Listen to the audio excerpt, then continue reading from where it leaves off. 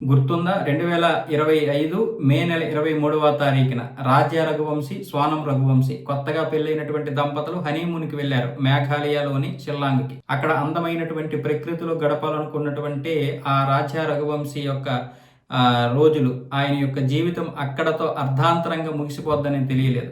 భార్యే ఆవిడికి మృత్యువై వస్తుందని అర్థం కానిటువంటి ఆ భర్త పాపం ఎంతో ఆశతో తనని తీసుకుని వెళ్తే ఆవిడే మృత్యువయింది ఆయన పాలిట. తన యొక్క ప్రియుడిని తీసుకొని రాజా కుస్వాహాని తీసుకొచ్చి వాడి చేత అతడిని చంపించేసి మరికొంతమందికి సుపారీ ఇచ్చి చాలా పెద్ద నాటకం ఆడింది. నన్ను మా ఆయన్ని కొట్టేసి తీసుకువెళ్ళి కిడ్నాప్ చేశారని చెప్పి ఒక 10 రోజులు డ్రామా ఆడింది. ఆ తర్వాత అసలు నిజాలన్నీ తెలిసే మేఘాలయ పోలీసులు ఏమొచ్చేసి ఆ మృతదేహాన్ని తీసుకొని వచ్చారు, ఒక లోయలో పడిపోయినటువంటి దాన్ని.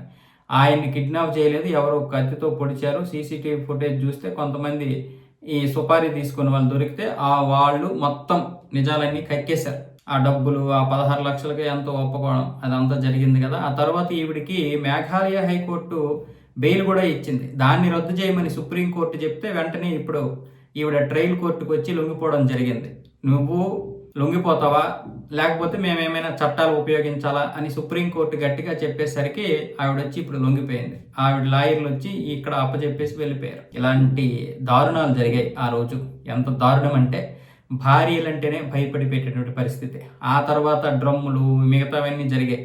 అలాగని భార్యలు చంపుతున్నారు, భార్యలు భర్తలు చంపుతున్నారు. ఒక విధవ మొన్న లంజా కొడుకు భార్యను చంపుతూ తల్లిదండ్రులకి వీడియో కాల్ చేసి చూపించాడు. వాడు ఆ అమ్మాయి మీద అనుమానం అని చెప్పి, లంజా కొడక నీకు ఇష్టం లేకపోతే వదిలేయాలి, తల్లిదండ్రుల దగ్గరికి తీసుకువెళ్ళి ఇదిగో మీ అమ్మాయి తప్పు చేస్తుంది, నా వల్ల కాదు, దయచేసి మమ్మల్ని వదిలేయండి అని చెప్పాలి. అంతేగాని ఆ విధంగా చంపేసి ఉరేసి ఆవిడ చివరిగా అంటే ప్రాణాల కోసం కొట్టుకుంటుంటే వీడియో తీసి పెడితే ఇంకా తల్లిదండ్రులు ఏం బ్రతుకుతారు చెప్పండి.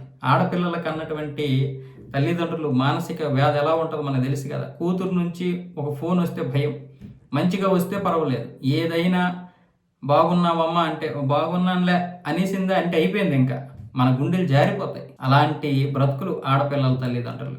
అలాంటిది ఆ లంజి కొడుకు ఫోన్ చేసి వీడియో కాల్లో చూపిస్తుంటే ఆ తల్లిదండ్రులు అక్కడే కొట్టుకున్నారు అక్కడ పాపం. ఎందుకంటే రక్షించలేనటువంటి పరిస్థితి, 2-3 నిమిషాల్లో చనిపోద్ది పాప, కన్న కూతురు.